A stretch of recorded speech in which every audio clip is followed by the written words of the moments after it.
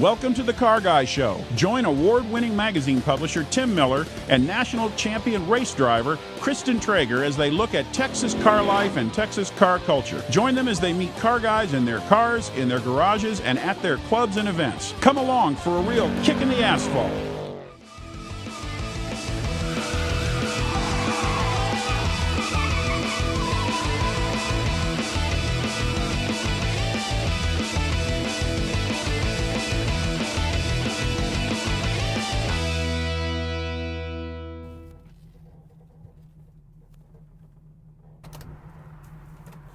Welcome to the Car Guy Show. I'm your host, Tim Miller, and we have another great show for you today, including a garage Mahal, a man and machine, a test drive, car club, and Car Guy event coverage. So we got a lot to check out. Let's go.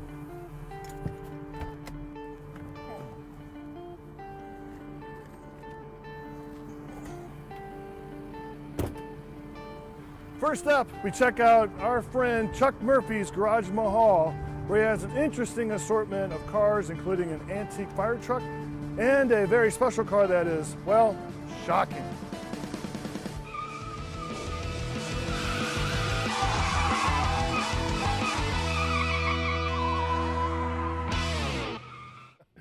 Are you ready for this edition of Garage Mahal? Come with me as we check out Chuck Murphy's extraordinary collection of cars, where every time a garage door comes up, you are pleasantly surprised. Then we have one very special motor gem to reveal to you as well. So come along, let's go. Hey, good morning, Chuck. Hey, good morning. Doing? I'm doing fine. Good to see you. You too as well. What you working on today? Well, this is a 1917 Buick. This was actually my first antique car that I ever bought. Oh, is that right? And when did you purchase it? 1981, so I've had it for quite a few years. They actually made the same car in 1916, 1917. It's a pretty powerful car. As I say, I've had it since 1981. We take it in overnight tours. It also really whet my appetite for more cars, and as you'll see later on, I have some more cars I can show you. Let's get in this car. Your 1909 Buick. And this is a two-cylinder Buick. Buick made this car from 1904 to 1910. It only runs in two cylinders, which are located, the engine's actually under the seat. The front here is actually the gasoline tank. You got pedals for your floor, for your slow speed, your brake. This is a parking brake. This is actually a gear shift lever. It goes from high to low out here. You have to throw it forward. So why is this a right-hand drive? Back in the early days, there was no convention, left or right. In fact, some car manufacturers actually, they may make one Model B left-hand drive and the other right-hand drive. I think the reason we got into the way we drive now is probably because of the popularity of the Model T Ford. There were so many of them around, and they were right-hand drive that just became the convention. You have left-hand, right-hand. Don't you have a rear seat drive vehicle? Yeah, I have an electric car, and that's driven from the rear seat with a tiller, not a steering wheel at all. Let me go out and show you that. Yeah, we've been out here for 24 years, so I've had time to accumulate cars and also to build buildings to store them in. Well, here we go. Now that is a Garage Mahal. This is a 1914 Ohio electric, made in Toledo, Ohio. They made less than 1,000 of these over a 10-year period. This car uses 14 golf cart batteries. They're good for about 70 miles on a charge, and I get about 28 miles per hour in the morning, but only 18 in the afternoon because of they lose their charge. But still, we can tour all day with a car like this and then charge it overnight if we're staying in a motel. Let me show you inside. Now, actually, to charge the car, I use a modern electronic charger. But here are two original chargers. This is a Mercury arc rectifier. It converted alternating current into direct current because you charge batteries with direct current. This is the type of charger you would have if you had it in your house at home. And what's neat about these is they give off a blue tinge. So I've looked at old newspaper articles where people had a lot of electric cars in the neighborhood, and all the garages had this blue glow to them. Yes, If you were a garage and had 5 or 6 cars to charge, you'd use a setup like this. This is an alternating current motor which drives a direct current generator, and that's what you'd use to charge your car. It has one heck of a switch to open and throw. I imagine it sparks pretty good. I've never really hooked it up. You all ready, Tim? Oh, yes. I always ring the bell to make sure we got the power on. Okay, and we're off.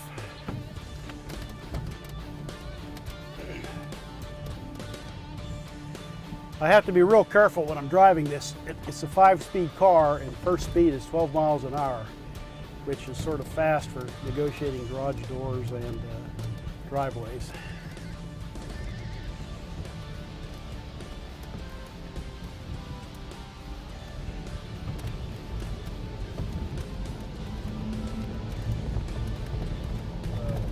These are remarkably comfortable seats. These are very nice. Well, remember, this car is $2,900 in 1914. That's pretty expensive. Right. So you've got first-class materials. Yeah, this is a 1927 Seagrave fire engine. Carrollton today still uses Seagrave fire trucks. This was made for a small company or a small town. That's the reason it'll fit inside a garage. It has a bell, but every kid always wanted a fire truck, so now I have one. Well, Chuck, you got a little bit of everything. You got fire engines, you got electric cars, and I saw this sleek little roadster here. Isn't this before the Model T? Yeah, this is a 1907 Ford Model R, before the Model S, before the Model T. Henry made about 2,500 of these as sort of prototypes to see what to do and not to do in a Model T. And he found some very interesting things. You'll notice, for example, number one is the crank is mounted in the radiator. Now, why you would ever do that, I don't know, because every time you crank this, you're flexing a radiator which is held together with solder. So Henry did not do that in a Model T. This is a 4-cylinder car. We don't take it on tours very often. I have taken it on tours. Yeah, I try to maintain my cars. I'm not into car shows or concours or anything like that. I just like them to... And you enjoy the cars? I enjoy working on them. I enjoy traveling with them. Next up, we fly over Lake Louisville, Iron Man style, with North Texas flyboards in this edition of Man and Machine.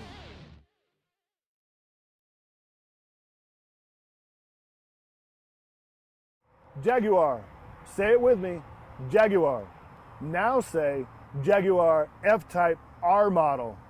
We couldn't get Luke out of this car during his test drive. We had to pry his little piano guitar playing hands from the wheel.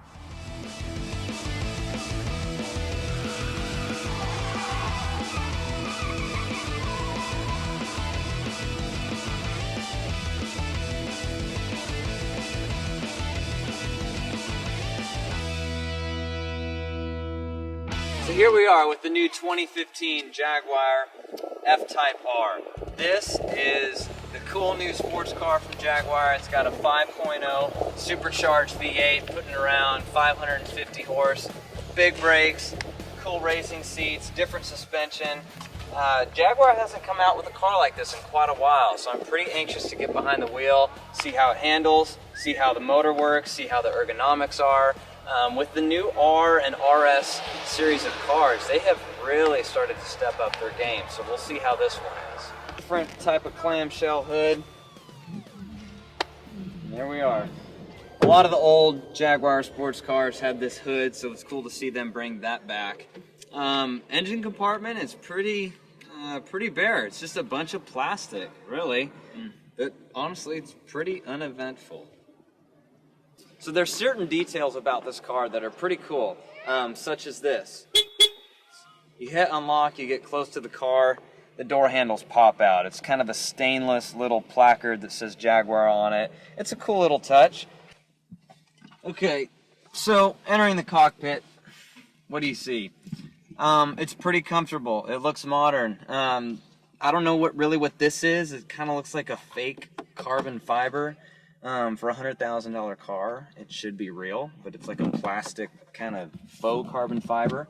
The steering wheel is cool. It's really wide. It has plastic paddle shifts. Again, aluminum. I love when things are aluminum. That is absent. The seats are awesome. The seats are so cool. They have pass-throughs for racing harnesses. You can see back here, it looks like the frame comes up through the back of the seats. For bracing. Gauge cluster looks pretty simple, pretty aggressive. It's kind of like a European muscle car. So moving on to the back of the car, probably my favorite part. This thing looks so mean. It is great. 4 huge exhaust tips. There is a button on the center console and it opens up flaps. Great looking car. It looks awesome.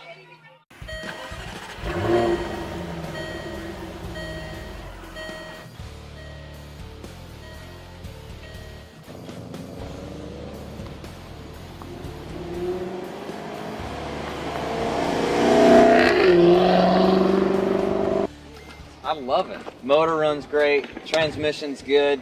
Just the flaws that I see are just kind of cosmetic ones, but overall, I freaking love this. So there you have it, the F-Type R. This car is awesome. I love it. The exhaust, I can't believe the exhaust. The looks are awesome. The motor runs great. The transmission's cool.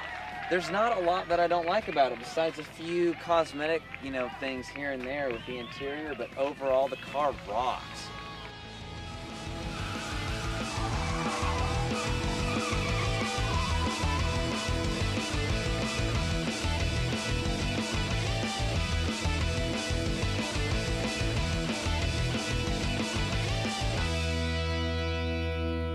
Alright, so we're here with Ricky from North Texas Flyboards, and what are we doing right now? My adrenaline's already pumping just from watching one of your guys go do it, so what is that? Well, basically it's one of the newest water sports out, most exciting you've ever done probably. Once you've done it, it's addictive.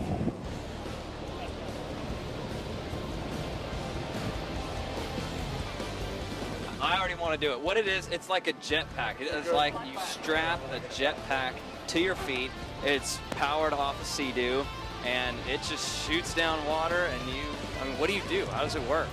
You basically, what it does, it takes all the power from the jet ski and sends it directly out through the hose, which is 60 feet, and all the power comes to the board, and you're flying out of the water like Iron Man. Oh, that was so cool. Tim's going now.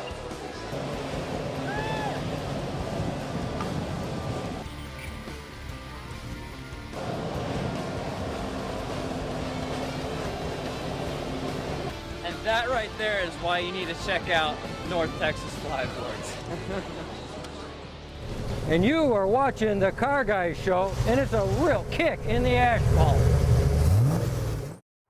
Next up, near Lake Louisville, we meet with a few members of the Legends Corvette Club. This is a great group of guys. They're all car guys, and they have a love for everything Corvette.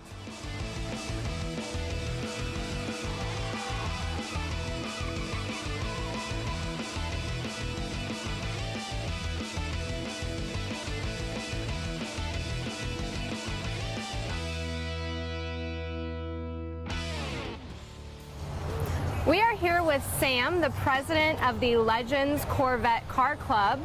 Hey, tell us about your car club. We started about 15 years ago from another club in town. We wanted to cater a little more to the older cars, the C1s, the C2s, and the C3s. And we also had people in our club that were mechanically able to do that, and we have weekend wrenches where we work on one another's cars and stuff like that. And today we're here at the Huffine's 90th anniversary car show. How long have you been coming to this car show? We've had a car show here probably for like 10 years, basically, especially for our club and stuff, because they're our sponsor. They've been our sponsor for quite a few years now. Lucky group. Well, we're also standing in front of this beautiful Corvette. What year is this? This is a 64. even though it doesn't really look like a 64, it's a kind of a 67 clone. Okay. So- And what's special about this model? I guess for me to own it, it was just memories of my teenage years and stuff like that, and I was not rich enough to have a Corvette back then, and so when I finally got to the point I decided that I needed to restore it. It took me about 10 years to restore it completely. Well, it turned out beautifully. Oh, thank you. We're here with Ron, a charter member of the Corvette Legends Car Club. Why did you decide to start this car club? Well, actually, we belong to a different club, and there was some political differences, and we split off. Differences. Yeah, we have Yikes. politics in car clubs. And we not switched good. over to the Corvette Legends, and I was one of the original 25 founding members. Wow, incredible. So how long has this car club been around? Since 1996. I believe it's December of 96. And what makes this car club different than any other one? It predominantly favors older cars and guys that like to work on cars and have knowledge of cars, and they're a great bunch of guys, and we have a lot of fun together and we enjoy each other's company. Good. Well, we've got your gorgeous car behind us. This color is just amazing. That's Nassau Blue. That was the most popular color for 65. This is a convertible. It also has a hard top, which is not here, of course, and it's a 4-speed, it's a 327 300. And it has factory air conditioning, but standard brakes and standard steering, and so that was the only thing, the only bell and whistle on is the factory air. Well, should we see what she looks like topless? We can do that.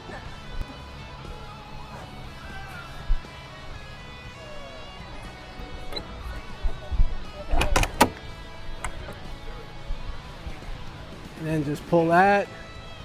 Oh, that is easy once you get it going. Once you get it, and then this goes down. And voila!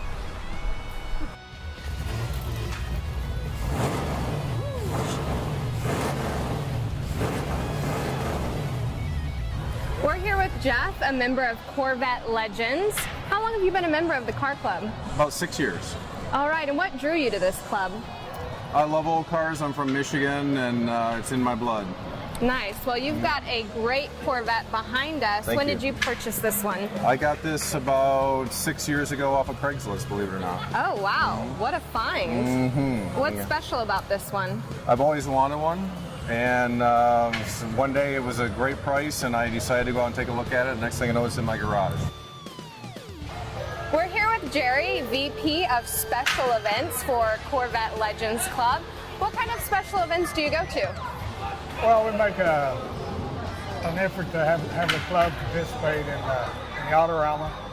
We purchase 6 spaces and show as a group at the Autorama every year. And then we participate in the new car show. We have about 35 cars every year, and it's a special display, and the Corvettes and some other off-brand cars are displayed. And then we participate in the state fair. And we are sitting on your Corvette, and this is a 1966. And what's special about this car? Well, I bought the car in 1967. Had 9,000 miles on it. And I assumed the payments, which you could do in those days. And I've had the car ever since. And the only reason why I'm sitting on it is because she's a little weather worn, but I take it she's a tough cookie. It's the original paint, and it has lots of scratches and lots of dings. But either me or my kids put the scratches on it, so it's all right. But the engine's still going strong. The engine's been rebuilt, and it's a road car. We drive it at least one road trip every year. Nice. It's going strong because it's American muscle. You're watching the Car Guy Show. It's a real kick in the asphalt. Imagine a car show that's been around over 50 years. Well, now consider the Huffine's family of dealerships in Louisville. They recently had their 90th anniversary car show, and we were there.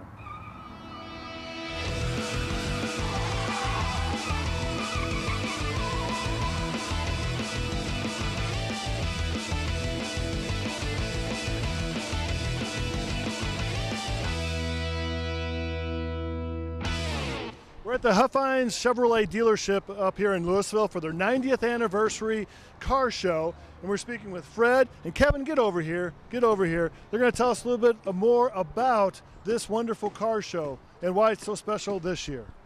Well, one of the reasons it's so special is that this is 90 years that Huffine Auto dealerships have been in business. In 1924, J.L. Huffine Sr. founded this company in Denton, Texas, on the square, matter of fact. And then in 1927, Chevrolet here in Louisville was bought and they opened it up. And so this is a car show of about 130 some cars out here today. And so if you see, it's a lot of people here. It's been really a great day. A lot of customers have been in, and we just want to be a part of the community. Yeah, you had a great day today. The weather actually turned out pretty good, and you got a wonderful turnout here. I think that really shows the importance of this dealership to the community, coming out and supporting you after 90 years. Well, we were expecting probably somewhere around 100 to 200 people, and I would guess that we've had somewhere real close to 500 to 600 people show up for the event. All the vendors that are involved with this are more than just vendors. They're personal friends, relationships, and that's what Huffines has built their 90 years on. You know, I remember sitting and talking with Mr. Ray Huffines, and he was very clear to me, take care of my customers, and that's what we do. We're here at the Huffines Car Show with JP, the owner of this really badass Pantera. Now this was a kind of a meeting of the minds between some Italian engineers and the Ford Motor Company? Absolutely. The car was designed and built in Modena, Italy, and was a collaboration between Ford Motor Company, who supplied at that time the badass Cleveland 351 motors, about 330 horse at that point, and the car was then assembled and built and shipped to the United States from Italy. They were sold through select Lincoln Mercury dealers. About 5,100 came into the country. So it's a pretty rare car. What's special about this design and engine? Well, it's a rear engine car. 58% of the weight's over the rear wheels, and just because of the way it's designed and the aerodynamics and what have you, it's stupid fast. Can we fire it up? Well, you know what? I think that'd be a good idea. Right now, she's 506 horse at the rear wheels, 393 stroker. Even in their stock form, they were stupid fast. And this one's got more guts than I do, I'll tell you that for a fact.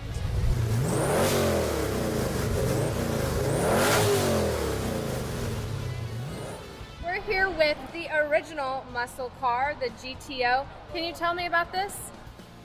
Well, it's been a restoration project for the last 5 years. Bought it out of the Vicari Motorsports Museum in Clearwater Springs, Florida. And it was sitting there for several years looking really nice, but needed a lot of work. We did everything from replacing all the wire harnesses from front to back, redoing some of the engine parts on it, tuning the tri-power. Win any awards lately? Won one today, best of class. You know, generally when we take it to a show, she wins a good majority of the time. It's just fun to take it out and have people look at it and basically walk down memory lane and remember when they used to have one or when a friend of theirs used to have one.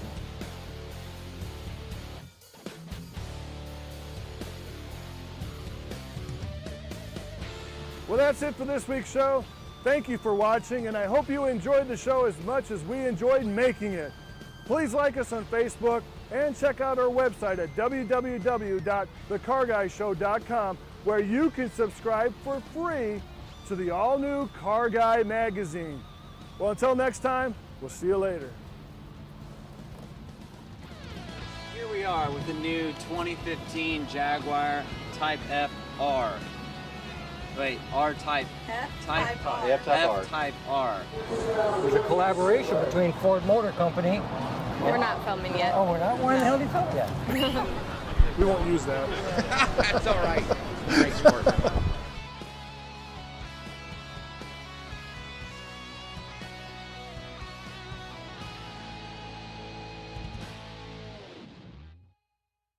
Like this show? Want more? Then head to WatchPTTV.com, the new 100% free PowerTube TV streaming network. Home of the best classic and new motorsports racing and build shows on the web.